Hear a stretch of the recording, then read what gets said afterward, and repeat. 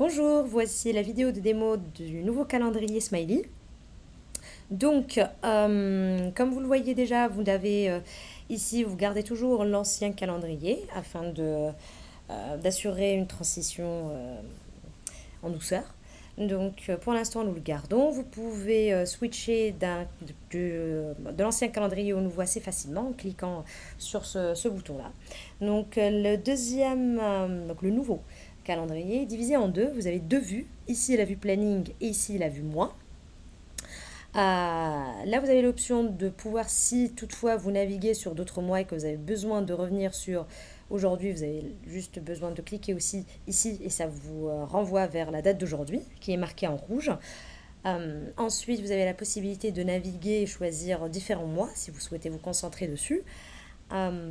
Ensuite, donc pour la vue planning, nous avons plusieurs informations aujourd'hui qu'on peut voir assez facilement sur les réservations. Donc première chose, les paiements.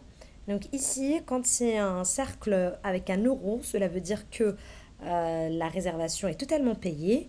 Quand il manque une partie, donc il y a une petite partie bleue, cela veut dire que le paiement n'a pas été complet, donc il reste une partie à payer. Et quand le cercle est rouge, est vide, cela veut dire que le paiement n'a pas encore été fait. Ensuite, nous avons, comme vous le pouvez voir ici, donc les logos de la source de la réservation et aussi le nom, le nom du client, le nombre des arrivées et les notes que vous pouvez rajouter.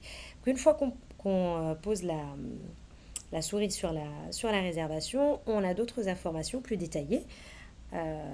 Donc avec la date, le nombre de nuits, le statut de la résa, la source, le nom, le nombre des voyageurs, le prix, le paiement s'il a été complété ou pas. Par exemple ici, comme le paiement n'a pas été complété, la jauge elle est vide et là elle est toute verte par exemple.